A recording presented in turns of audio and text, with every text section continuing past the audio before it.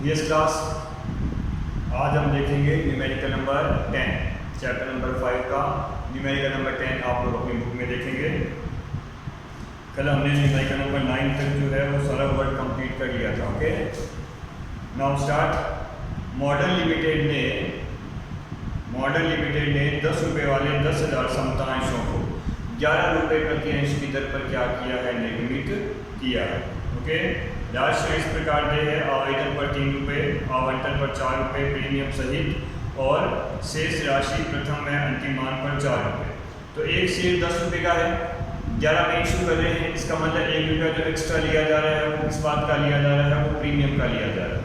Okay, और अब ये रुपये लिए कैसे हैं, ये कह रहा है 3 रुपये लेने हैं आवेदन पर, 4 रुपये लेने हैं आवंटन पर, तो 4 और 3 7, और फाइनल कॉल पे लेने हैं 4, तो 7 और 4 क्या हो गए, 11 रुपये।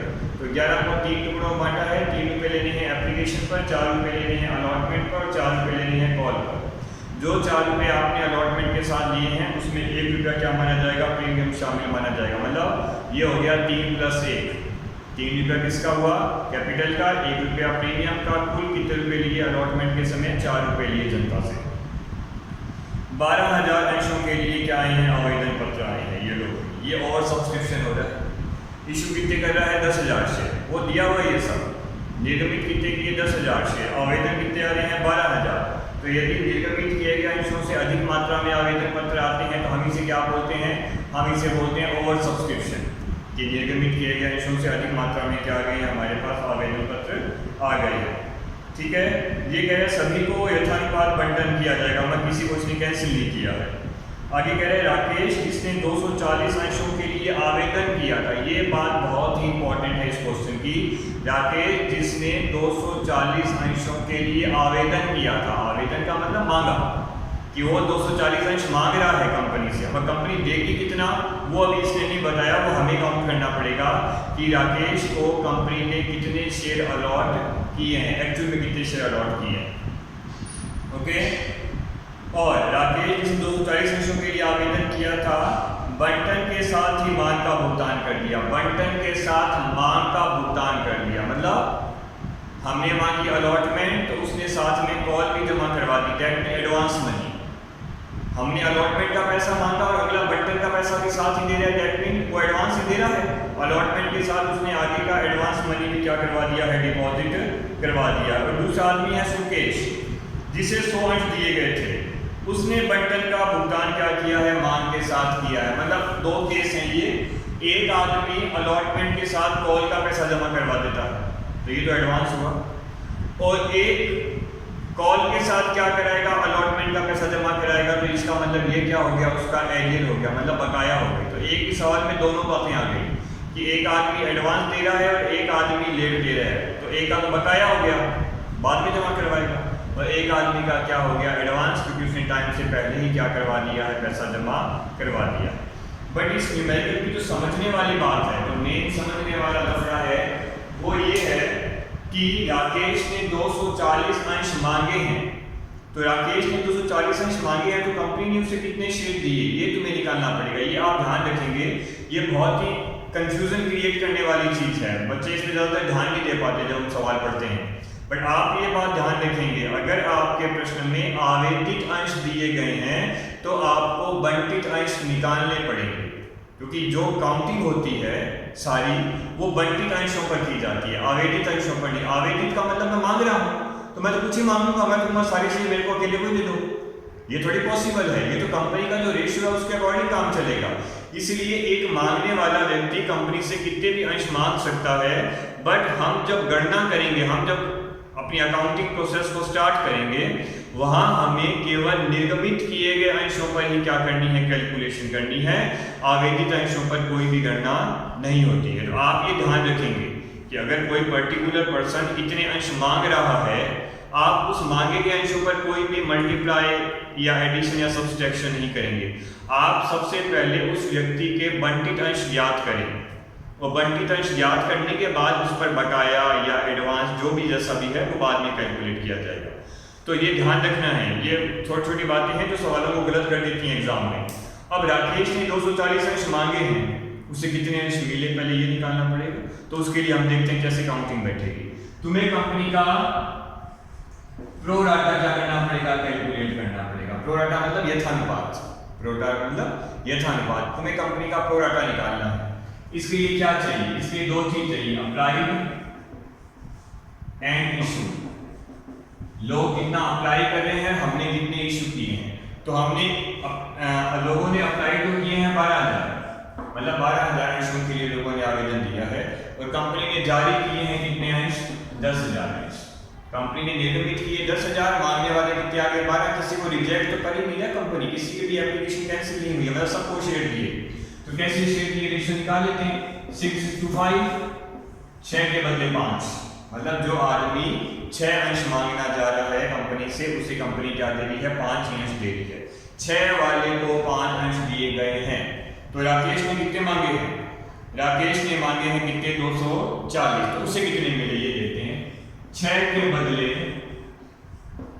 अंश दिए कितने, 5। 6 के बदले अंश दिए कितने, 5। तो 240 के बदले कितने दिए होंगे, 5/6 × 240। 6 के बदले 5 अंश दिए, 240 के बदले कितने दिए, 5/6 × 240, 40। और ये आ गया 200, मतलब कंपनी ने उस व्यक्ति को 200 अंश ही निर्गमित किए हैं। तो इस आदमी की जो भी एडवांस मनी आएगी वो 200 अंशों के आधार पर आएगी, 240 अंशों के आधार पर नहीं, क्योंकि बंटित किए गए अंशों के आधार पर गणना की जाती है। आवेदित अंशों के आधार पर कभी कोई भी गणना नहीं होती। आवेदित का मतलब तो मांगना है, तो मांग सामने वाला कुछ मांग सकता है, मगर कंपनी ने उसे दिया क्या है, आप उसके आधार पर क्या करेंगे, उसका सारा हिसाब किताब दिखाएंगे, उसकी बकाया निकालनी है, उसका एडवांस निकालना है, जो भी जैसा भी है वो सारे का सारा निर्गमित किए गए अंशों और बंटित किए गए अंशों पर निकालना है। आवेदित किए गए अंशों पर कोई भी कैलकुलेशन नहीं होती। कैलकुलेशन हमेशा बंटित किए गए अंशों पर ही ज्ञात की जाती है। तो ये तुम्हारा पहला वर्किंग नोट हो गया। सवाल में शायद एक ही नोट बन रहा है, एक और बनेगा वो एरिया का है, वो आगे जाके देखेंगे। तो पहले मुझे देखना था कि राकेश को शेयर दिए कितनी है, उसके लिए मैंने स्टार्टिंग में नोट बना लिया कि कंपनी का रेशियो है 12,000 के बदले 10,000, मतलब 6 के बदले 5। तो 6 के बदले 5 दिए, 240 के बदले कितने दिए, 200। अब बिफोर लास्ट एग्जाम में क्वेश्चन आया था, उसने उल्टा पूछा, उसने पूछा कि 200 दिए तो मांगे कितने थे, 200 दिए तो मांगे कितने थे। तो उल्टा कर देंगे ना, हर एंगल सोचना पड़ेगा। एज ए स्टूडेंट तुम्हें हर एंगल सोचना पड़ेगा कि ऐसा भी हो सकता है, ऐसा भी हो सकता है, ऐसा भी हो सकता है, मतलब हर तरीके से सवाल बनाने की संभावना निकालनी चाहिए। ये वो लकीर के फकीर नहीं कि सर ने ऐसा बताया सीधा देखना है, सीधा ही देखना है, आगे खड्डा आ जाए तो भी कहे, गुरुजी ने कहा सीधा देखो तो हम सीधे ही चलेंगे, आगे खड्डा ही क्यों ना आ जाए। नहीं, ऐसा नहीं होना, अपना कॉमन सेंस काम में लेना चाहिए। जब तुम्हें मैंने ये बता दिया कि 6 के बदले 5 दिए तो 240 के बदले 200 दिए, तो तुम ये भी सोचो इसका उल्टा भी बन सकता है कि 5 देने पर 6 मांगे, तो उल्टा है ना, 5 देने पर 6 मांगे तो 200 देने पर कितने मांगे, तो 6/5 × 240। अब 5/6 तो कब हो जाएगा, 6/5 × 240, सॉरी 200, 6/5 × 200 करेंगे तो घूम के कितना आ जाएगा, 240 ही आ जाएगा। तो तुम्हें हर एंगल से सोचना है कि परिस्थिति एक ये बनी है तो इसकी विपरीत परिस्थिति भी बन सकती है, और दोनों परिस्थितियों को लेकर तुम्हें क्या करना है, काम करना है। थोड़ा वाइड थिंकिंग रखनी है, ज्यादा सोचना है। चलिए अब हम अपना प्रैक्टिकल स्टार्ट कर देते हैं।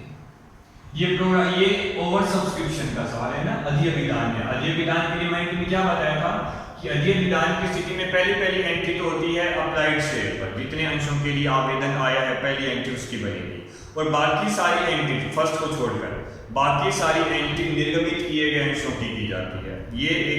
ये भी एक समझने वाली बात है कि अधीय विधान की दशा में फर्स्ट एंट्री जो होती है वो अप्लाइड शेयर के लिए होती है, और फर्स्ट के अलावा रेस्ट ऑफ एंट्रीज, बाकी सारी एंट्री जो है वो निर्गमित किए गए अंशों के लिए की जाए। ओके, चलिए मैं डेट का कॉलम नहीं बना रहा हूं क्योंकि डेट वाली जगह पे मैं अपनी कैलकुलेशन कर दूंगा, है ना, बाकी सारा मैंने बना दिया। ये पर्टिकुलर्स है, बाकी सारे कॉलम बना दिए हैं। वो डेट वाला कॉलम मैंने क्या कर दिया है, छोड़ दिया, क्योंकि डेट वाले कॉलम की इतनी आवश्यकता नहीं पड़ती अपने को। पर्टिकुलर्स, एडीआर का अमाउंट, और ये क्या आ गया तुम्हारा सीआर का अमाउंट। डेट का इसमें तो मैटर नहीं करता, इसमें डेट वाला कॉलम छोड़ दिया, वहां पे कैलकुलेशन हो जाएगी। चलिए फर्स्ट एंट्री, सबसे पहली एंट्री कौन सी होती है? Application money received. Application money received की एंट्री क्या बनेगी? Bank account DR to equity share application account. Bank account DR to equity share application account. कितने अंशों के लिए आवेदन आया है? आवेदन पत्र आए हैं 12,000 अंशों के लिए। और किस रेट से आए हैं? 3 रुपए की रेट से आए हैं। तो 12,000 अंशों पर 3 रुपए की दर से 36,000 रुपया कंपनी को क्या हुआ है? प्राप्त हुआ है। Application money received being application money received, हमने आवेदन राशि क्या कर ली है? प्राप्त कर ली है। फर्स्ट एंट्री होगी bank account DR to equity share application, 12,000 अंशों पर 3 रुपए की दर से राशि प्राप्त की गई। ये फर्स्ट एंट्री होगी 12,000 की। अब कोई भी एंट्री 12,000 की भी होगी। अब सब एंट्री कितने से करनी है? अब सब एंट्री तुम्हें 10,000 अंश मतलब निर्गमित किए गए अंशों से ही करनी, क्योंकि पहली बार जब पैसा आता है तो जनता की मर्जी से आता है, हर कुछ इतना ही। अगले स्टेप पर उसके बाद जितनी भी एंट्रीज है उसमें कंपनी एंट्री करती है, कंपनी फिर उतनी शेयर की एंट्री करेगी जितने उसने मैक्सिमम इशू किए थे। तो एंट्री बनेगी equity share application account DR to equity share capital account application money transfer, application money transfer. Narration exam में अगर लिखा है विवरण आवश्यक है तो आप नरेशन लिखेंगे, अदरवाइज नहीं लिखेंगे। 10,000 अंशों पर 3 रुपए की दर से, तो शेयर तो 10,000 की है और 3 रुपए की दर से 30,000 रुपए हमने क्या कर दिए हैं? ट्रांसफर कर दिए। आए थे कितने? 36,000। एक्स्ट्रा कितने बच गए? 30,000। तो पूंजी खाते में डाल दिए 30,000। तो हमारे पास पूंजी खाते में CR कितना? सॉरी, हमने एप्लीकेशन अकाउंट में क्रेडिट कितना किया? 36, और उसको डेबिट कितने से किया? ओनली 30,000 से। तो मतलब 6,000 रुपये पड़े हमारे पास। हमारे पास आया है 36,000, हमने पूंजी खाते में ओनली 30,000 ही डाला है। तो इसका मतलब हमारे पास जब पैसा ज्यादा आ गया, ये हमेशा ही होगा जो भी न्यूमेरिकल ओवर सब्सक्रिप्शन वाला होगा, दैट मीन जिनमें शेयर होते हैं कम और एप्लीकेशन क्या आती है ज्यादा, उन सवालों में हमेशा ये होगा कि पैसा आता है ज्यादा और पूंजी खाते में क्या जाता है? कम, क्योंकि हमारे पास शेयर कम है। तो पूंजी खाते में तो हम उतना ही पैसा डालेंगे जितने हमारे पास शेयर है। तो पैसा 12,000 का आ गया, डजंट मैटर, कोई प्रॉब्लम नहीं है। मगर पूंजी खाते में तो 10,000 का गया ना, तो जो एक्स्ट्रा मनी आई है 36 माइनस 30, 6,000 रुपए, वो क्या काम आएगी? सूचना के अभाव में एक्सेस आई हुई मनी को, सूचना के अभाव में एक्सेस आई मनी को आप अगले लेवल मतलब अलॉटमेंट के साथ क्या लेंगे? काम में लेंगे। तो हमें देखना पड़ेगा कि एक्सेस आया कितना है। मैं यहीं पे काउंटिंग कर लेता हूँ। एक्सेस कितना आ गया? तुम्हारे पास आए थे 36,000, जिसमें से तुमने 30,000 तो पूंजी खाते में डाल दिए, तो तुम्हारे पास 6,000 रुपया क्या आ गया है? एक्सेस आ गया। 36 आया, 30 पूंजी खाते में गया, तो 36 माइनस 30, तो 6,000 रुपये क्या बच गया आपके पास? एक्सेस मतलब आधी क्या बच गया, जिसे आप नेक्स्ट फेज पे क्या लेंगे? अगले स्टेप पर क्या लेंगे? आप इसे काम में लेंगे। ओके, चलिए अब हम अगली एंट्री करते हैं अलॉटमेंट ड्यू की। जनता से अलॉटमेंट का पैसा मांगा जाए। अलॉटमेंट का इसने 4 रुपया दिया है, 4 में कह रहा है 1 रुपया प्रीमियम का भी है, क्योंकि 10 का शेयर 11 बेचा ना, तो 4 के अंदर 1 प्रीमियम का, बाकी बचा हुआ 3 कैपिटल का। अब एंट्री ड्यू की बनेगी, तो equity share allotment account DR to equity share capital account and to securities premium account. Equity share capital allotment account DR to equity share capital to securities premium. कितना?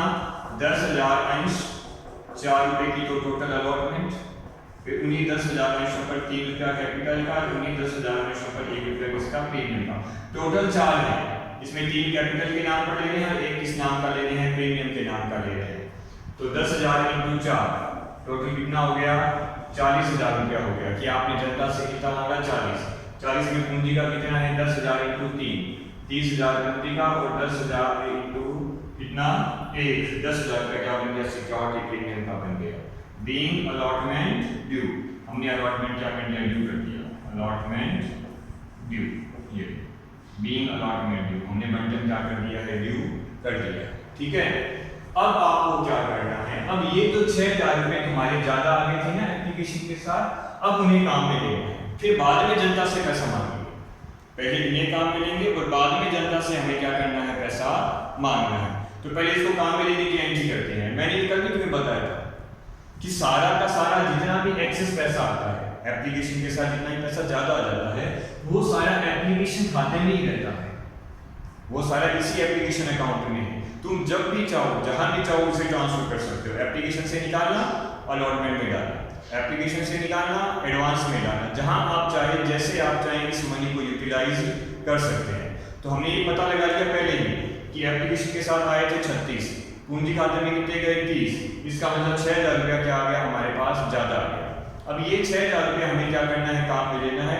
इस 6,000 रुपये से use करेंगे, ये सारा का सारा एप्लीकेशन अकाउंट में है, तो आप इसे एप्लीकेशन अकाउंट से निकाल लें और किस अकाउंट में डालना है, अभी मुझे इसे अलॉटमेंट के साथ एडजस्ट करना है। ओके, तो एप्लीकेशन से पैसा निकलेगा एप्लीकेशन अकाउंट डेबिट, और जिस अकाउंट में जाएगा वो अकाउंट क्या होगा, क्रेडिट। जिस खाते से पैसा निकलेगा वो DR और जिसमें जाएगा पैसा वो CR। तो एप्लीकेशन से पैसा निकालो, ये 6,000 और किस में डाल दो, अभी अलॉटमेंट में डाल दो। सूचना के अभाव में हम एक्सेस आई मनी को अलॉटमेंट तक काम में ले सकते हैं, और कई बार ये बताता भी है कि एक्सेस मनी पहले अलॉटमेंट में काम में लेना, फिर फर्स्ट कॉल में काम में लेना, फिर सेकंड कॉल में काम में लेना, फिर वैसे वैसे करेंगे। But in lack of information जब कुछ भी नहीं बताया जाए तो आप इस एक्सेस को एक स्टेप मतलब अलॉटमेंट तक क्या ले सकते हैं, यूज में ले सकते हैं। तो एंट्री करें यूज में लेने की, एंट्री बनेगी equity share application account DR, क्योंकि सारा पैसा एप्लीकेशन खाते में पड़ा है, तो equity share application account DR कितने रुपए, 6,000 रुपए, to equity share allotment account, to equity share allotment account, to equity share allotment account, कितने रुपए, 6,000 रुपए हमने काम में ले। ये लो, ये जो 6,000 रुपए ज्यादा आए थे जो एप्लीकेशन अकाउंट में पड़े थे, उसे एप्लीकेशन से निकाल के मैंने अलॉटमेंट में काम में ले लिया। बीइंग एक्सेस एडजस्ट, कि मैंने सारा एक्सेस क्या कर दिया है, एडजस्ट कर लिया, क्योंकि हमारी अलॉटमेंट की डिमांड बहुत ज़्यादा है। हमें अलॉटमेंट में 40,000 रुपये चाहिए जनता से मुझे 40,000 लेने हैं, बट अभी मेरे पास एक्सेस में कितना पड़ा है, 6 पड़ा है, चलो वो तो काम में लें, 40 में से 6 तो एक्सेस में से निकालेंगे, बचे हुए 34,000 लोगों से मांग लेंगे कि लाओ 34,000 और ले आओ। 6,000 तो हमने जो तुमने पहले पैसा ज़्यादा दिया था एप्लीकेशन के साथ, जो तुमने ज़्यादा पैसा भरा उसमें से हमने पैसा एडजस्ट कर लिया, बचा हुआ पैसा आप और डिपॉजिट करवा दो 34,000, तो आपका हिसाब किताब क्या हो जाएगा, सबका बराबर में आ जाएगा। तो अभी हमने 4 एंट्री की, एप्लीकेशन मनी आई तो बैंक अकाउंट दिया, तो एप्लीकेशन 12,103 रुपये की दर से 36,000 रुपये आए, फिर हमने उसे ट्रांसफर किया तो एप्लीकेशन अकाउंट दिया, तो कैपिटल केवल 10,000 रुपये, क्योंकि हमने निर्गमन 10,000 का किया है, 30,000। फिर हमने देखा कि कितना पैसा ज़्यादा आ गया, 36 आए, 30 पूंजी खाते में गए, 6,000 ज़्यादा आ गया, इसे अलॉटमेंट के साथ काम में लिया जाएगा। फिर मैंने अलॉटमेंट ड्यू किया 19,10,4 रुपये की दर से, अलॉटमेंट अकाउंट दिया, टू कैपिटल टू प्रीमियम, 10,000 × 4 40,000, 4 के अंदर एक प्रीमियम बताता है तो 3 कैपिटल का हुआ, तो 10,000 × 3 30,000 कैपिटल का, 10,000 एक सिक्योरिटी प्रीमियम 10,000। फिर हमने जो एक्सेस मनी आई थी उसे क्या कर लिया, यूटिलाइज कर लिया। सारी एक्सेस मनी एप्लीकेशन में, क्योंकि पहली बार एप्लीकेशन में पैसा आता है, तो सारी एक्सेस मनी एप्लीकेशन में उसे वहां से निकाल के मैंने अलॉटमेंट खाते में डाल दिया, कितना रुपया, 6,000 रुपया। ओके, अब हम जनता से क्या करेंगे, अलॉटमेंट की राशि प्राप्त करेंगे कि हमें अलॉटमेंट के नाम पर लोगों से कितना रुपया चार्ज करना है। ओके, चलिए इसका पहले वर्किंग नोट बनाना पड़ेगा। कंपनी के अंदर ज्यादा वर्किंग नोट नहीं है, इनका रुपया हमें बनाना पड़ते हैं। पार्टनरशिप की तरह नहीं है, पार्टनरशिप में तो बहुत वर्किंग नोट्स ज्यादा रहते हैं, इसमें एंट्री ज्यादा है, वर्किंग नोट कम है, उसमें एंट्री नहीं थी, नोट्स ज्यादा थे। चलिए नेक्स्ट देखते हैं, पहले हम एंट्री कर लेंगे, उसके बाद देखेंगे एंट्री के अंदर अमाउंट कैसे फिल किया जाए।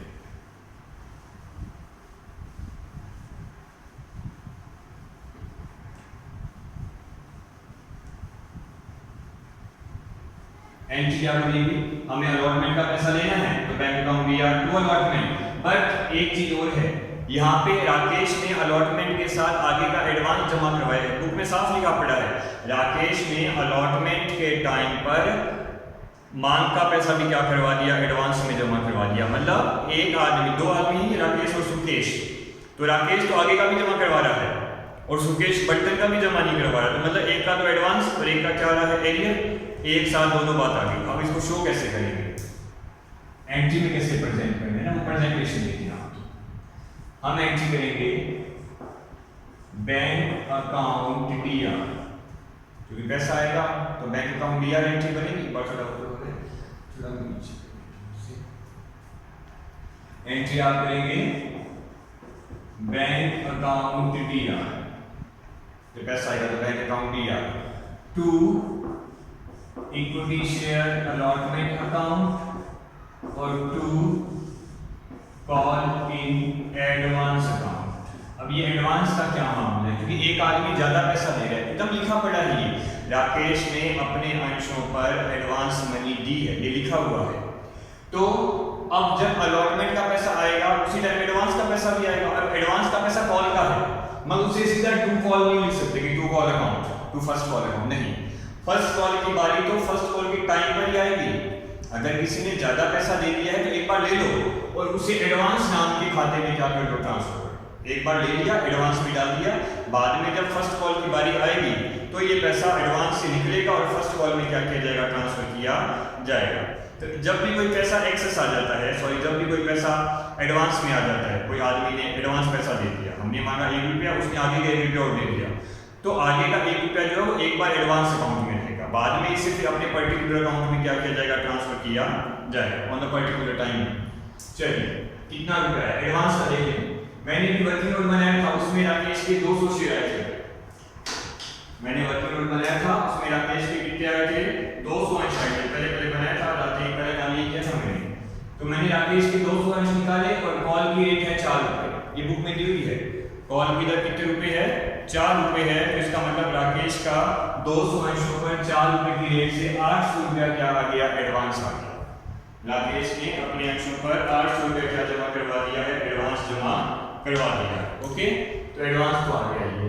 अब हमें देखना है अलॉटमेंट का पैसा कितना आया, क्योंकि अलॉटमेंट में एक आदमी का बकाया चल रहा है, सुकेश जिसके पास कितने अंश हैं, सुकेश जिसके पास 100 अंश हैं, उसका पैसा क्या चल रहा है, अलॉटमेंट का भाई बकाया चल रहा है, तो उसकी बकाया राशि तो माइनस करनी पड़ेगी, फिर पैसा बाकी का पैसा आएगा, कैसे आएगा देखिए, अलॉटमेंट ड्यू, आपने अलॉटमेंट ड्यू कितना किया, हमने अलॉटमेंट ड्यू किया है 40,000, इससे पहले वाली में।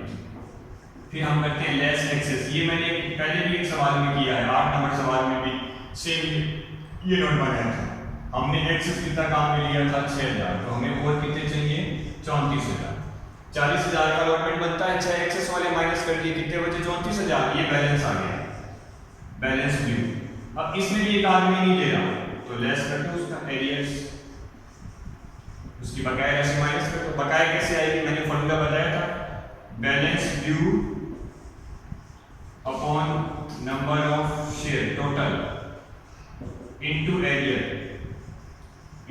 वाला शेयर, तो amount balance due upon total number of share into arrear share, तो बैलेंस ड्यू कितना बचा है तुम्हारा 34,000 रुपया तुम्हें बैलेंस ड्यू चाहिए, और टोटल शेयर कितने हैं कंपनी के 10,000, 34,000 रुपया 10,000 शेयर पर चाहिए, 34,000 रुपया 10,000 शेयर पर चाहिए, एक आदमी नहीं दे रहा जिसके पास कितने शेयर हैं 100 शेयर है, सही है ना, हाँ एक आदमी नहीं दे रहा जिसके पास कितने शेयर हैं 100 शेयर हैं, तो उन 100 शेयर का पैसा कितना बनता है, 34,000 रुपया 10,000 शेयर का है, तो एक आदमी ने नहीं दिया उसके पास 100 शेयर हैं, उन 100 शेयर्स का पैसा कितना बनेगा, तो 34,000 डिवाइड बाय 10,000 मल्टीप्लाई बाय 100 बराबर 340 रुपए उस आदमी के क्या चल रहे हैं, बकाया चल रहे हैं, 340 रुपए क्या हो गया, बकाया हो गया, डिवाइड करेंगे तो कितना आएगा 3.4 आएगा, 3.4 को 100 से मल्टीप्लाई करो 340 आ गया, तो 34,000 में से एक आदमी के 340 रुपए क्या मिलेंगे, कम मिलेंगे, तो कितना आएगा 33,660 रुपए आपको अलॉटमेंट के नाम पर क्या हो जाएंगे,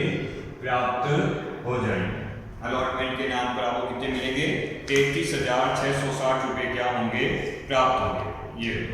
ये तुम्हारा हो गया सारा हिसाब किताब, ठीक है, कि आपको 33,000 रुपए क्या मिल रहे हैं, 33,660 रुपए क्या मिल रहे हैं, अलॉटमेंट के मिल रहे हैं। दोबारा देखिए, आपने अलॉटमेंट मांगा कितना 40,000, एक्सेस में कितने पड़े थे 6,000, ठीक है, फिर बच कितने गए 34। 34 में भी एक आदमी नहीं दे रहा, माइनस कर दो। फॉर्मूला है balance 34,000 upon total share 10,000 into बकाया वाले आदमी के शेयर 100। तो 34,000 10,000 शेयर का बनता है तो 100 शेयर का बनेगा 340। वो माइनस करके शेष धनराशि लोगों से क्या कर ली जाएगी, प्राप्त कर ली जाएगी। 0 6 4 4 एंड 3 मतलब 34,460 रुपए कंपनी को नेट क्या हो जाएंगे, प्राप्त हो जाएंगे। अलॉटमेंट के नाम पर कंपनी को टोटल अलॉटमेंट के टाइम पे टोटल कंपनी के बैंक खाते में कितना रुपया आएगा, 34,460 रुपए कंपनी के बैंक खाते में क्या हो जाएगा, जमा हो जाएगा। 34,460 रुपए कंपनी के बैंक खाते में क्या हो रहा है, डिपॉजिट हो रहा है at the time of allotment, जिसमें एक आदमी का एडवांस है वो ले लिया और एक की बकाया थी वो क्या कर दी हमने, माइनस कर दी। ठीक है, अब आ गया तुम्हारी फाइनल कॉल। एक ही कॉल बची है फाइनल कॉल। पहले फाइनल कॉल डू करनी पड़ेगी, एंट्री बनेगी equity share final call account BR to equity share capital account. Equity share final call account BR to equity share capital account. Equity share first and final call एक ही है ना, first and final call account BR to equity share capital account. ये call due कर दी। कितने share, 10,000 share, rate है 4 रुपए, तो 40,000 रुपए हमने क्या कर दिए, ड्यू कर दी। ठीक है, call due, being call due. Okay, अब इस कॉल का पैसा हमें क्या करना है, रिसीव करना है। तो एंट्री क्या बनेगी, एंट्री बनेगी बैंक अकाउंट बीआर, ये थोड़ी बड़ी एंट्री बनेगी, बैंक अकाउंट बीआर क्योंकि सारा पैसा बैंक के थ्रू आएगा, तो bank account BR call in advance account BR to equity share first and final call और टू इक्विटी शेयर अलॉटमेंट। बहुत बड़ी एंट्री होगी ना, कई एंट्री मर्ज हो रही है, कई एंट्री मिक्स मसाला बन जाएगी, अलग अलग फिल करेंगे तो प्रॉब्लम नहीं आएगी। एंट्री ऐसी क्यों बनी, देखो bank account BR to first call तो तुम्हें करना ही था, क्योंकि फर्स्ट कॉल का पैसा लेंगे तो bank account BR to first call तो तुम्हें लिखना ही पड़ेगा, एंट्री फर्स्ट कॉल की है। तो bank account BR first call तो एक सिंपल एंट्री है जो बन रही थी, हमने करी भी है। ये दो नए खाते कहां से आ गए, ये एडवांस कहां से आ गया और ये अलॉटमेंट कहां से आ गया बीच में। देखो एडवांस का तो ये मामला है कि राकेश ने 800 रुपए पहले दे रखे हैं, अलॉटमेंट के टाइम पर दे दिए थे, तो वो दोबारा छोड़ देगा, वो तो ये बोलेगा कि मेरा पैसा एडवांस खाते में पड़ा है, वहां से निकाल के तुम फर्स्ट कॉल वाले खाते में जाकर देना, ट्रांसफर कर देना। तो हम राकेश का पैसा तो एडवांस वाले खाते से निकाल के लाएंगे क्योंकि उसने पहले दे रखा है, तो वो दोबारा नहीं करेगा। तो जब उसने पैसा दिया था तो उसका खाता सीआर हुआ था एडवांस, और एडवांस खाते से पैसा निकाल के फर्स्ट कॉल खाते में डालना है, तो एडवांस खाता क्या कर दिया मैंने, डीआर कर दिया, मतलब एडवांस से निकला और पैसा कहां जा रहा है, फर्स्ट कॉल के खाते में जा रहा है, उसने ऑलरेडी दे रखे हैं इसलिए हो गया। अब बारी आएगी किसकी, अलॉटमेंट की, कि अलॉटमेंट में क्या आना चाहिए। देखो अलॉटमेंट में तो वो एक आदमी ने, अभी मैंने उसका 340 रुपया माइनस किया था, तो किताब में लिखा हुआ है कि वो जो सुकेश है उसने उस समय तो पैसा दिया नहीं था, यहाँ तो मैंने उसके 340 माइनस किए थे, वो 340 जो उसने अलॉटमेंट के टाइम नहीं दिए अब दे रहा है, किसके साथ दे रहा है, फाइनल कॉल के साथ दे रहा है, मतलब वहां तो उसके माइनस हो गए, उसकी एंट्री यहाँ बनती है, तो मुझे वो 340 उससे ये भी लेने हैं, मुझे 340 रुपए उससे भी लेने हैं। ठीक है, और टू फाइनल कॉल में कितना आएगा, पूरा 40,000 रुपए की फाइनल कॉल तो कितने की बनती है, 40,000 रुपए की ही बनती है।